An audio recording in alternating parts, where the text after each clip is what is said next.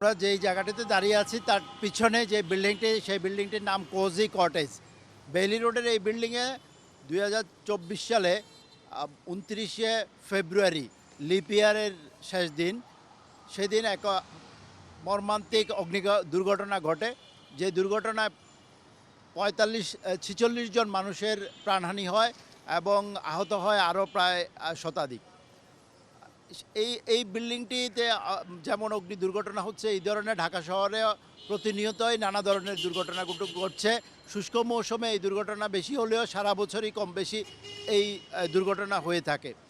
এই দুর্ঘটনাগুলোর যেই বেসিক কারণ, সেটি হলো অবহেলাজনিত বিভিন্ন পদক্ষেপ। এই অবহেলাটি সরকারের বিভিন্ন কর্তৃপক্ষের রয়েছে, সংশ্লিষ্ট বিভিন্ন অধিদপ্তরের রয়েছে, বিল্ডিংয়ের মালিকের রয়েছে, যারা এখানে ব্যবসা করে তাদের রয়েছে, এবং আমরা যারা এটি ব্যবহার করি আমাদেরও অবহেলা এড়িয়ে যাওয়া যায় না। এই সর্বমুখী এক ধরনের অবহেলার কারণে এই একের পর এক শতাধিক প্রাণ বিভিন্ন দুর্ঘটনা যাচ্ছে। বেইলি রোডের এই আগুন যখন দুর্ঘটনাটি হয়, তখন কিন্তু অন্যান্য জায়গায় ওই ধরনের দুর্ঘটনা ঘটেছে। আমরা ধানমন্ডিতে, আমরা মহাখালীতে, আমরা বনানীতে, এবং সর্বশেষ এই বেইলি রোডেই আবার এই পাশের যেই ক্যাপিটাল সিরাজ মার্কেট, সেখানেও আমরা আবার অগ্নি দুর্ঘটনা লক্ষ্য করেছি বেইলি রোডের আগুনের পরবর্তীতে। কিন্তু আমরা লক্ষ্য করি যে এই সুদীর্ঘ দিন পরেও, অর্থাৎ প্রায় ২ বছর অতিবাহিত হলেই এখানকার এই বিল্ডিংটির ব্যবস্থাপনার কোনো পরিবর্তন আমরা লক্ষ্য করিনি। এই কঙ্কালসার বিল্ডিংটি এখনও মূর্তিমান আতঙ্ক হয়ে এই জায়গাতে রয়ে গেছে। ইতিমধ্যে একটি নির্বাচিত সরকার এবং একটি ইন্টেরিয়াম গভর্নমেন্ট দায়িত্ব পালন শেষ করেছে, কিন্তু আমরা এটির কোনো এখানকার এটি সংস্কার বা এটিকে রিমুভালের বিষয়ে কোনো কিছু জানি না।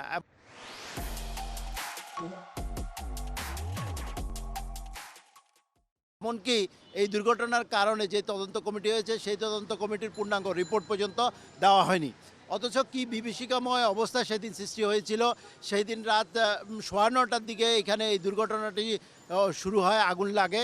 একটি কিচেন থেকে, গ্যাসের সিলিন্ডার থেকে এই ধরনের আগুন লাগে এবং পরবর্তীতে এই আগুন সর্বময় ছড়িয়ে পড়ে। এই বিল্ডিংয়ের নিচতলায় আগুন লাগার পর সেই জায়গাটি ছিল এই বিল্ডিংয়ের একমাত্র সিঁড়ির বা এক্সিটের কাছাকাছিতে।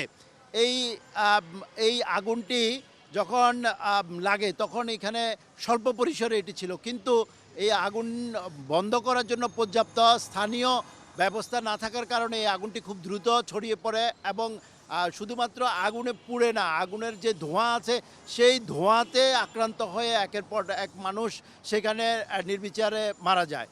এখন যদি আমরা দেখি যে এই আগুন লাগার পূর্ববর্তীতে কি ব্যবস্থাপনা নেওয়া হয়েছিল, আগুনের সময় কি করা হয়েছিল এবং আগুন লাগার বা দুর্ঘটনার পরে কি করা হয়েছিল, তাহলে আমরা দেখি যে আগুন লাগার পূর্বে এখানকার ফায়ার সার্ভিস বলছে যে তারা ৩বার নোটিশ দিয়েছিল এই বিল্ডিংয়ের মালিককে, কিন্তু তাদের নোটিশ এত দুর্বল যে এই মালিকদেরকে সেটিতে কোনোভাবেই সচেতন করতে পারে নাই। ফলে এই মালিক পক্ষ এই ফায়ার সার্ভিসের নোটিশকে অগ্রাহ্য করে এখানে ব্যবসা পরিচালিত করছিল।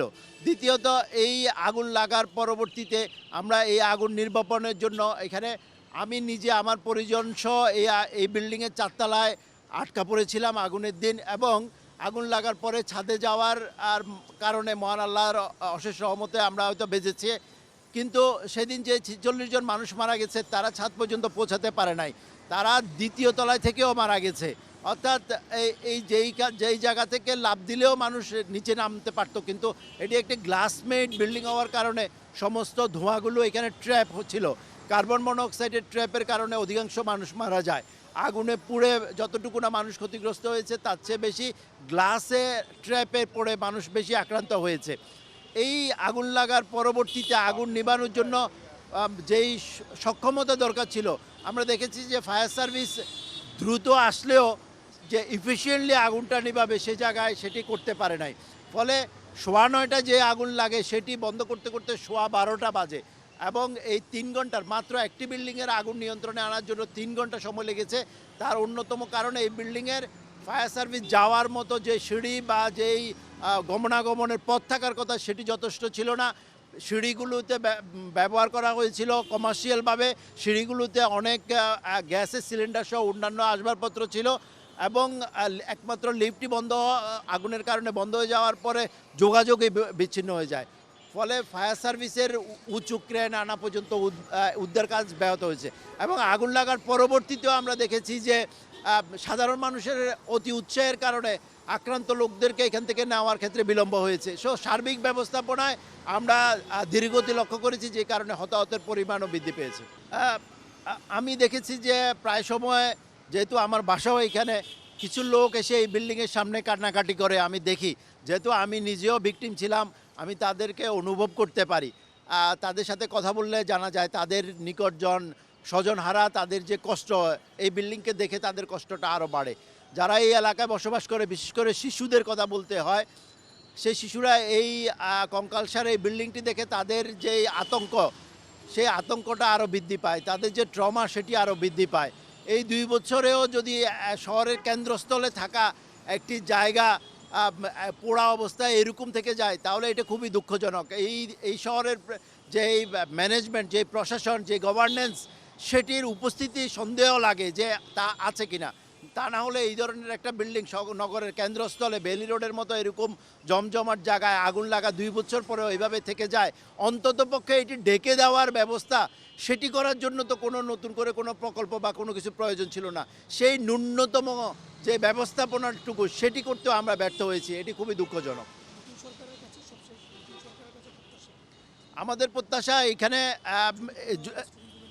যে আমাদের প্রত্যাশা এই যে বেলি রোডের এই বিল্ডিং, তো এটি একটি বিজ্ঞানভিত্তিক পর্যালোচনা করে যদি এটির স্থায়িত্বশীলতা থাকে তাহলে এটি সংস্কার করা, স্থায়িত্বশীলতা যদি না থাকে এটি দ্রুত অপসারণ করার ব্যবস্থা করা।